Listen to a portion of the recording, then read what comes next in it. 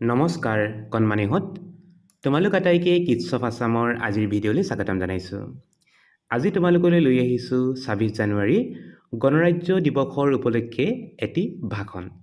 আহাচোন কণমানিহঁত আজি আমি ভাষণটি শিকি লওঁ। আজি সভাত উপস্থিত থকা মোৰ শ্ৰদ্ধাৰ ছাৰ বাইদেউ, মৰমৰ বন্ধু বান্ধৱী, দাদা বাইদেউ, ভাইটি ভণ্টি আৰু অতিথিসকল, আপোনালোক সকলোকে গণৰাজ্য দিৱসৰ আন্তৰিক শুভেচ্ছা জ্ঞাপন কৰিছোঁ। গণৰাজ্য দিৱস উপলক্ষে মই দুআষাৰ ক'বলৈ আগবাঢ়িছোঁ। কিবা ভুল হ'লে ক্ষমা কৰিব।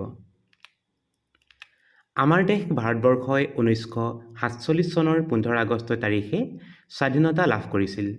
কিন্তু সেই সময়ত আমাৰ ভাৰতৰ নিজা কোনো আইন বা সংবিধান নাছিল বাবে আমাৰ দেশখন ভালদৰে চলিবলৈ এখন সংবিধানৰ প্ৰয়োজন হ'ল। সেয়ে ডক্টৰ ৰাজেন্দ্ৰ প্ৰসাদ, বি.আৰ. আম্বেদকাৰ আদি বহু গুণী জ্ঞানী ব্যক্তিয়ে লগ হৈ আমাৰ দেশৰ বাবে এখন সংবিধান ৰচনা কৰি উলিয়ায়।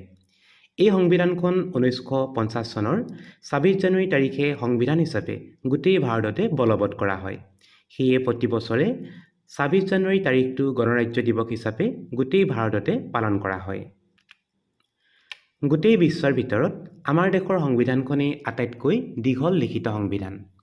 আমাৰ দেশৰ সংবিধানখনে আমাৰ দেশখনক এখন স্বাধীন, গণতান্ত্ৰিক আৰু ধৰ্মনিৰপেক্ষ দেশ হিচাপে ঘোষণা কৰিছে।